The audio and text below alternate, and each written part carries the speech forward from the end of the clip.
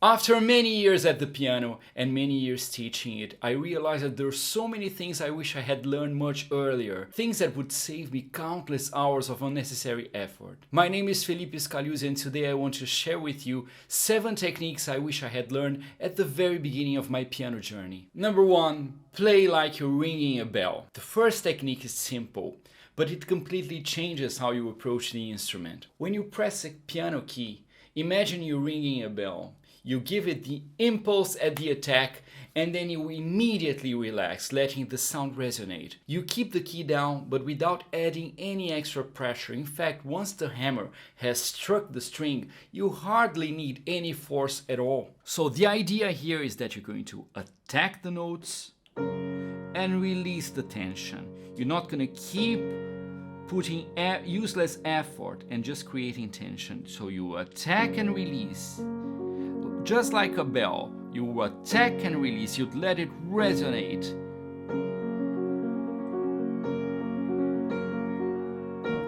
Release.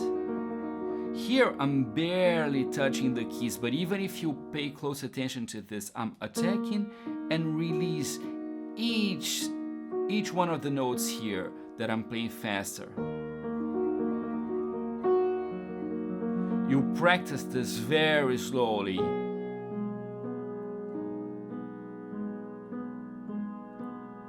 Like this, but that's the idea. Attack and release. Let it vibrate. Don't stay on the way.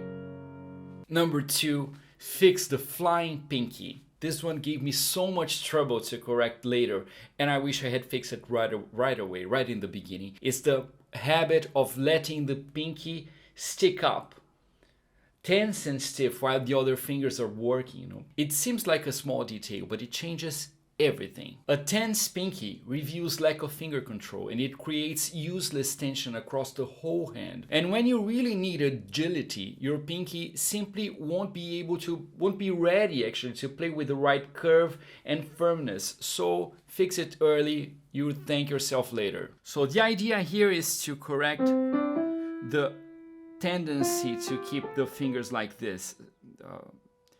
This is something very normal, very common. It happens a lot with a lot of people.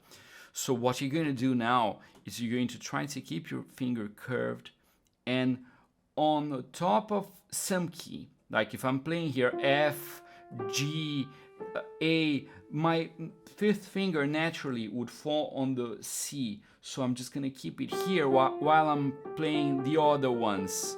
You see, I keep it all the time on the top of the C, and then I come over here, it can still stay on the top of C, and then if I come over here, it's going to stay on top of G. You're just gonna have to keep your 5th finger on top of some white key, could be some black key also, depending on the position, but that doesn't mean that you're going to be like stuck with this forever. It's just to create the habit of leaving it curved and relaxed.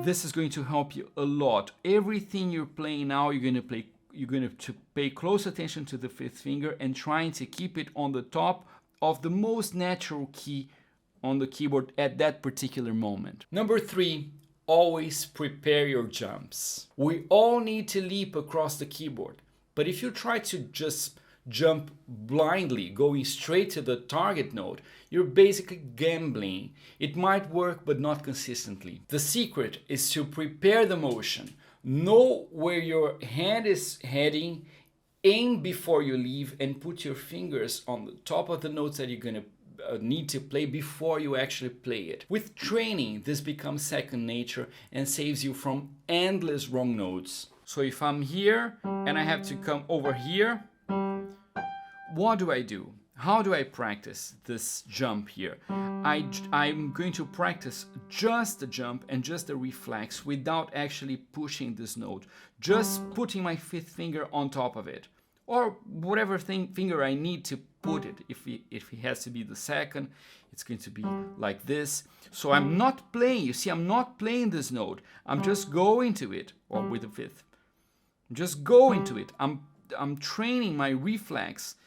Try to imagine that it's like one of those disco effects with the lights that keep blinking, you know, that kind of light that blinks, and once you, in one moment you hear, and then you already hear automatically, then you keep moving in this weird way with that blinking light.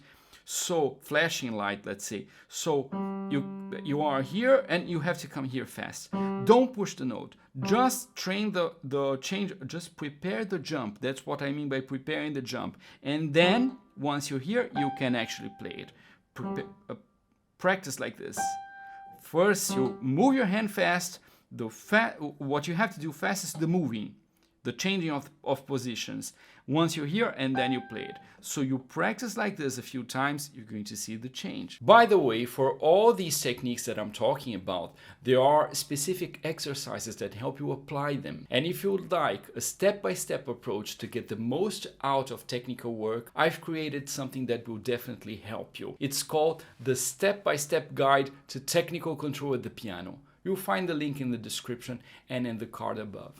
Number 4, free your thumb. If there's one finger that can make everything at the piano harder than it needs to be, it's the thumb. It's strong, it's powerful, its anatomy, it's different from all the others, of course. And if you hold it in tension, it locks up your entire hand, even your arm actually. Learning to free your thumb early on changes everything. It's so common to see people playing and with the thumb tense like this, if not even opened like this.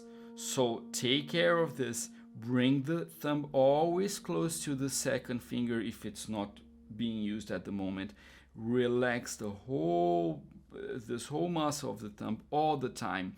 Try to actually articulate the others and let the thumb kind of loose a little bit. Loose all the time. Create the habit of having the thumb always very loose. This is going to avoid so much tension, and in the end, after all, your thumb is just going to have to move like this.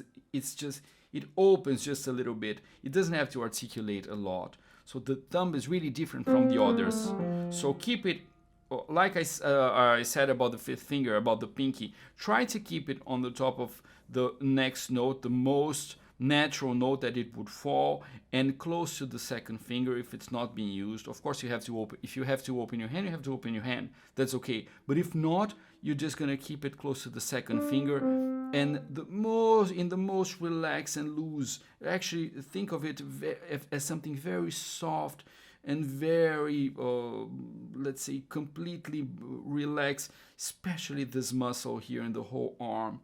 Really try to release the thumb. Number 5, play with your knuckles, not just your fingertips. This is something I always heard about. People used to talk about the hand arch, but nobody ever explained it clearly when I was starting out. You see, your fingers alone don't have much strength. To produce a confident, projecting sound, you need to feel that every note you play is supported by the structure of your hand, especially the knuckles. When you play a melody, for instance, you don't want it to depend only on finger strength. Each note should have the weight and solidity that comes from the whole hand behind it. So just one finger like this has very little strength, but if you use the whole system, giving it support, you're gonna have a full body sound.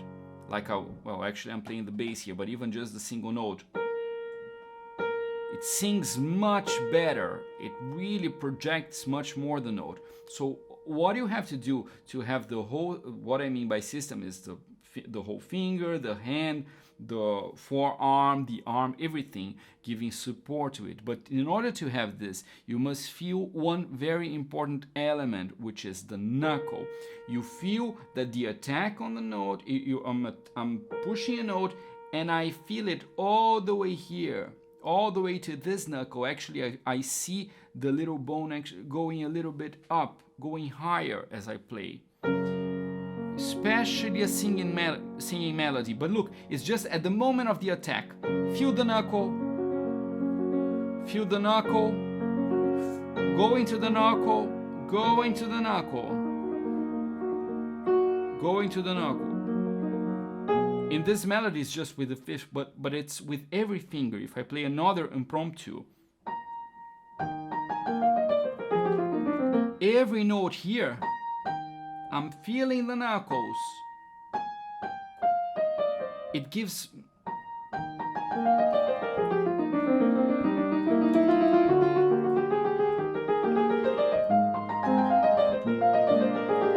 a sense of firmness in the sound, a sense of control, and a sound that projects much more. It's not like a thin, weak sound.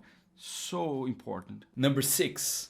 Know when to play with the finger and when with the whole hand. This one would have saved me countless headaches. Sometimes the attack comes from the finger alone. That gives you a sweet, light tone. Other times you need to bring in the weight of the whole hand, especially for chords, accents, or anything that needs power and precision, and even sometimes just to play double notes really together. Many pianists don't realize that they're mixing this up, trying to get a delicate sound by dropping the whole hand on a single note, or trying to get strength by using only the finger. Knowing when to use each is a game changer. So, to continue with the impromptus of Schubert, now with the first one, I can start with the finger touch.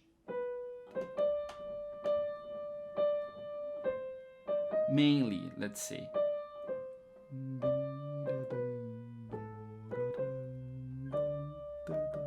And now, since I need notes really being attacked really together, I go with the hand touch. It's easier.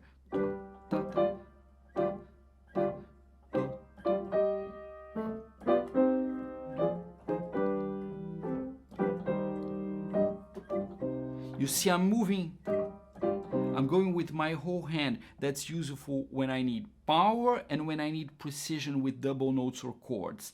If I need a single, I'm gonna go back to the finger touch. If I need a singing line, I can use the finger. You have to know when to switch from one to another. If I'm singing a melody, usually I'm going to have finger. If I'm trying to get things together or things with a lot of energy, fortissimo or even forte, I'll go with the whole hand most of the time. Finally, number 7. Lift your fingers. This is the most repeated piece of advice you've been hearing from me in this channel. If I had learned it earlier, everything would have been easier. Lifting your fingers helps you learn pieces faster, play more clearly, and activate what really matters in piano playing. First your mind, and then your fingers. Most technical problems disappear when you articulate more, lift your fingers higher, and make them active actually instead of passive, especially in difficult passages. So what I want to do, especially while practicing, when you're going to play, this is not going to happen exactly like this, but if you're practicing and you want clarity, lift your fingers. Lift more, exaggerate a little. Of course, you're not going to do it in a way that you might hurt yourself, just more than you would used to do, that you would think you should do. More, activate the fingers. This is really important.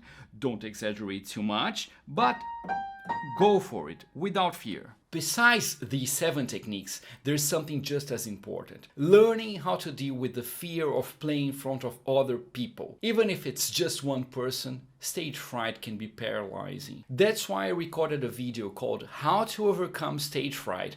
Go check it out after this one and let me know what you think in the comments.